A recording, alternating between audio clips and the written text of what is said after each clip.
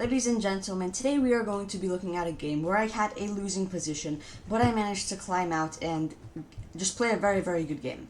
So my opponent opens up with the move pawn to d4, which I feel like is a very solid opening. Of course, I would like to respond with the move pawn to e6. Once again, I love these openings, like the English opening, which I play with white, where you don't really commit anything. Same with e6. You don't commit anything. You can still play like a nimzo. You can still play like d5 in the future. And after knight to f3, I decided to go d5, bishop g5, and now bishop e7.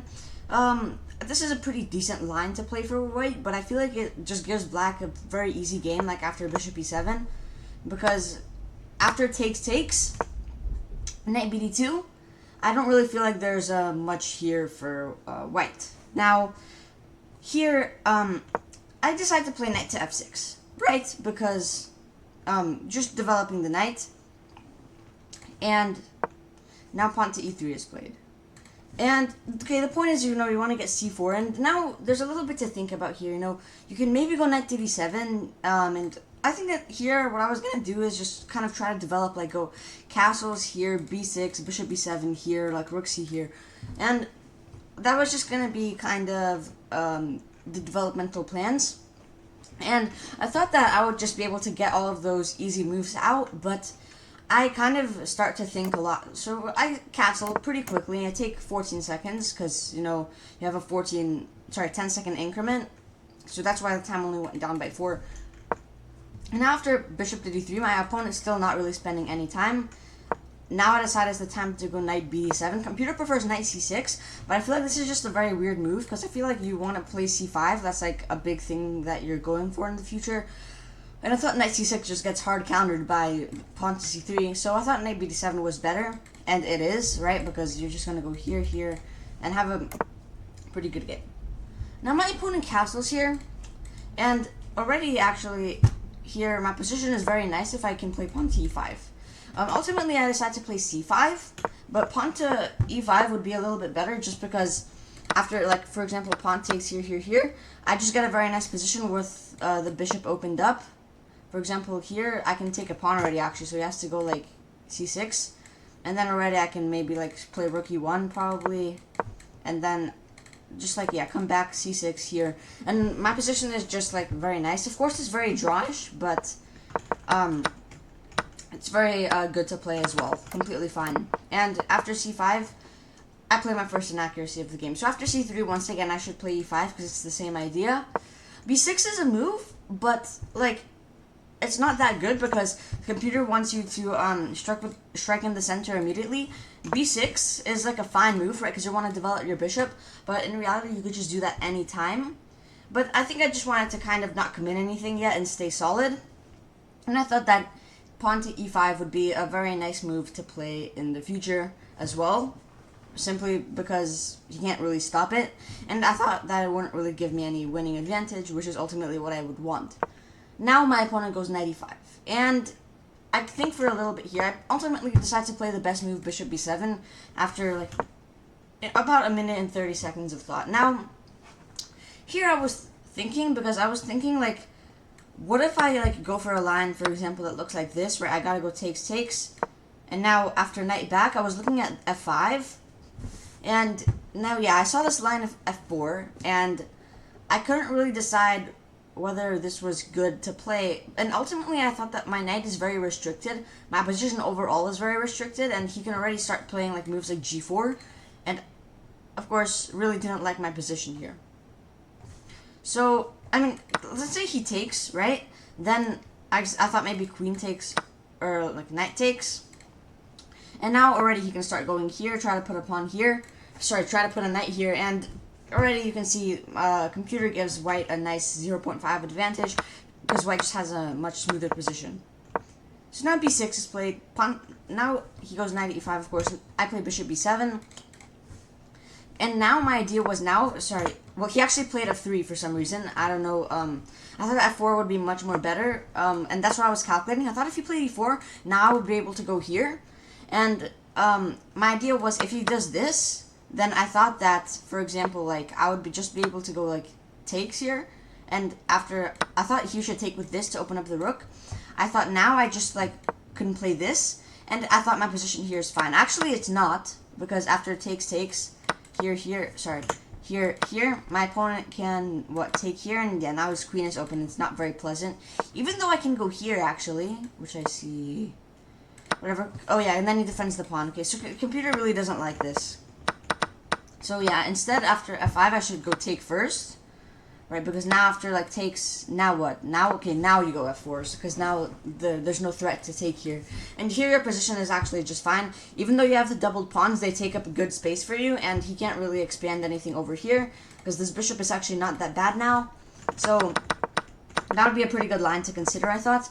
But ultimately, he played f3, and now I thought that with my bishop on b7, it's not that bad for him to play f4. So I decided to provoke this by going...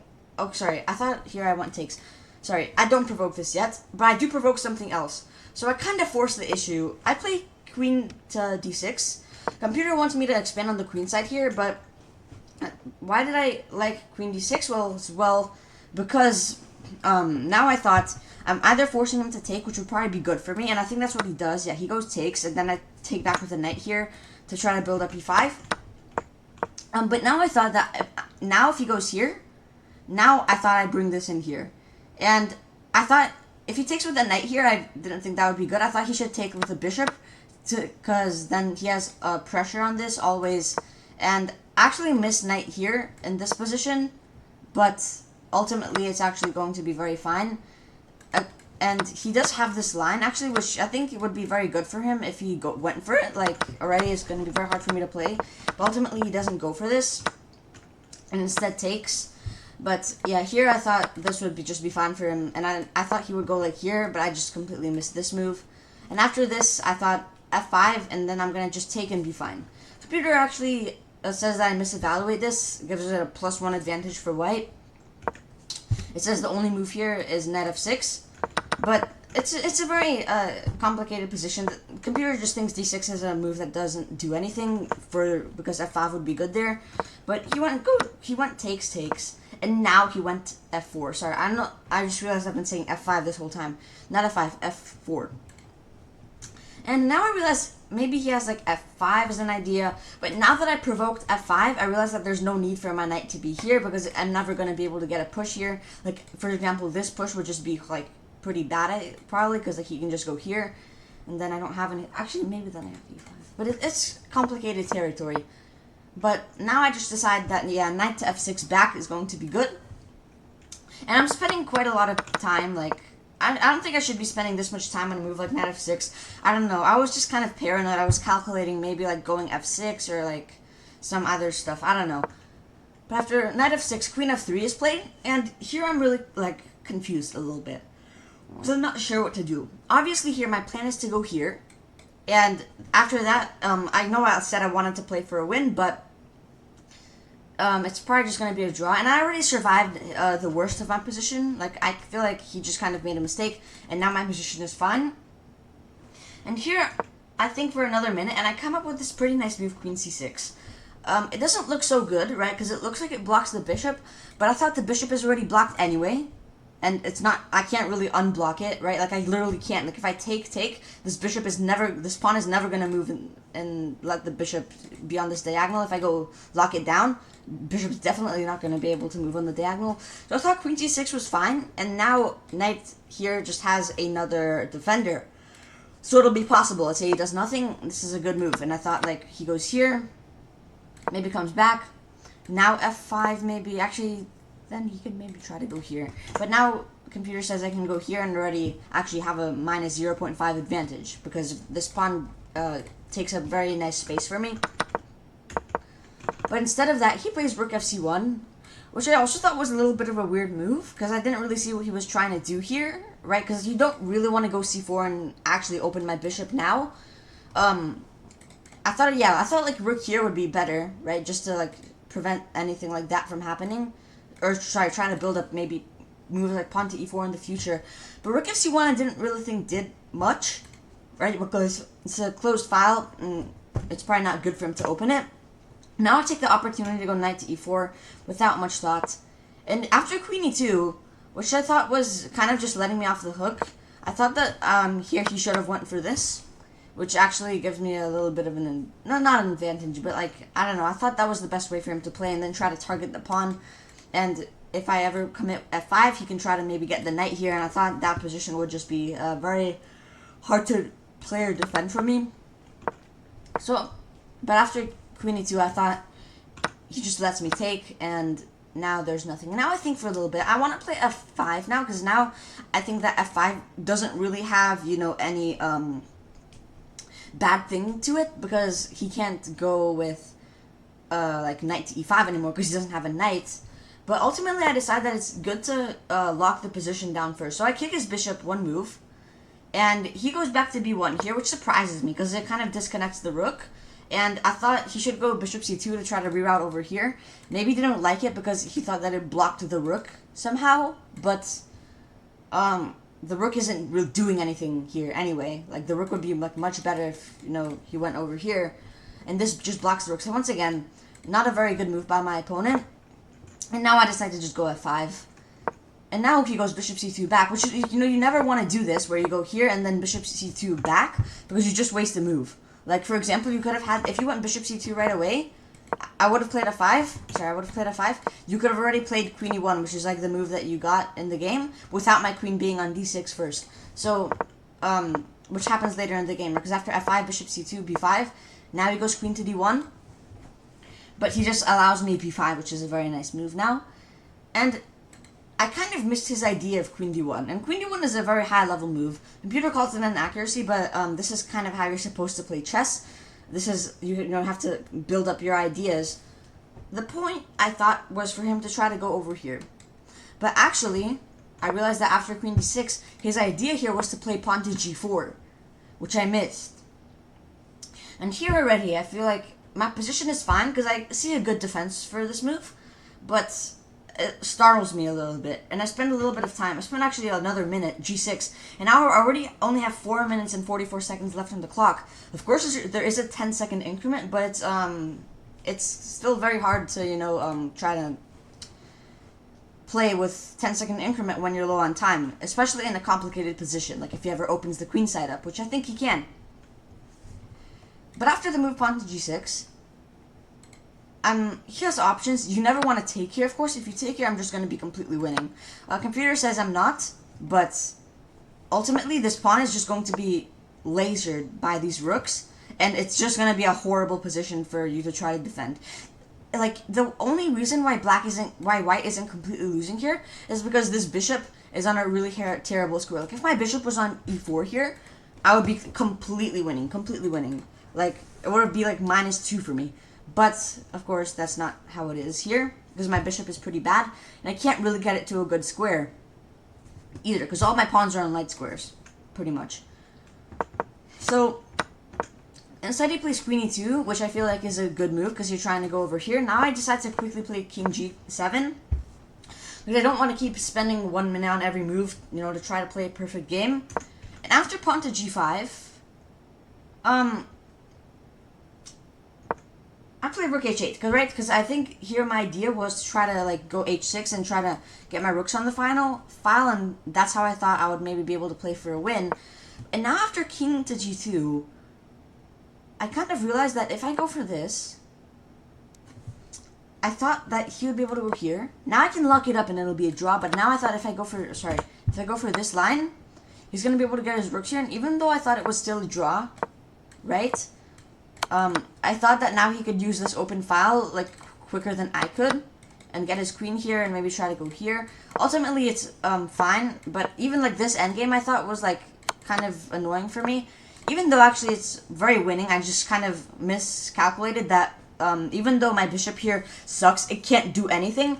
After a move like this, he can't do anything either. Like, right, if he tries to break this open, I feel like I can just go like for this here, and once again, it's just going to be a draw. If he takes, he has a passed pawn, but it just gets easily blocked by the bishop. I can run my king over here, because he can't actually ever get over here, and then I'm just going to be winning. Sorry, not winning, but just drawing the game. Even though I could maybe just go here after bringing the king, and then try to win the pawn, and then actually play for a win. So, always, like, look for those, like, ideas in endgames where that look completely drawn, where you can win the game. ultimately I don't go for this because I kind of just see a ghost. And now after pawn to h4, I just decide to play pawn to h5. And now the only, because he can't break through anything over here. Now the only way for him to do anything in this position or try to play for a win is to attack on the queen side and play a move like a4. But after a4, once again, I thought that I would just be able to go here, for example, and if he wants to open things up like this, I didn't really think that this benefited him so much, because after this, I thought I can just probably go like queen b6, and if he starts to trade, even though like he has an open file, I'm just gonna be fine, right? Because I can take here, I thought, and now I just get this. If he takes, this is just a drawn endgame now, because he can't break anything. If he tries to go here, we do this. If he takes, he can try to get his king over here, but at the end of the day, my king will just get there first, and he won't be able to do anything. I'm just gonna go like here. Oh, that would be a blunder, but like, for example, this could happen, and now I just go here. But hold on, this is actually very interesting, because his bishop could still do something over there. Like, here I have to go king b6, and then go here. And allow this, but then this is just going to be a draw. And if this I can take, and yeah, okay, so that's interesting. But yeah, that would just be a draw, apparently. So I didn't really think that he could do anything here, and now I decided to play king f2. Also, a little bit of a sloppy move. I spent a bunch of time on it as well. It's kind of because I didn't really want to do anything yet, but I didn't really want to play a5 because I thought this allowed him this. So I just decided to play king f7. My justification for this was to defend the pawn, which obviously never really would need any defense. And now I decided to go queen b6, a5, and a4. And now he can't really do anything, and I offer him a draw, and he agrees, because you cannot break through here at all, right? If you try anything, I'm just going to be better. I mean, it might not be completely winning for me, right? Because you're going to be able to, like, blockade the pawn, but, like, already you're going to be in an unpleasant position, right, where I'm just going to try to, like, go after your pawn, and you're going to have to defend everything with it, and I'm probably just going to maybe even try to open up the queen side now with, like, some sacrifice and try to win the game. So this game ultimately ends in a draw, and I survive a tough one. This game ended in a draw after this. And I gained 2 elo, actually, because this opponent was pretty high rated. I played, actually, an incredible game, 95.9% accuracy, and went from playing terrible like a 0 to ultimately drawing the game like in clutch like a hero. Thank you guys for watching this video, and I'll see you in the next one. Peace.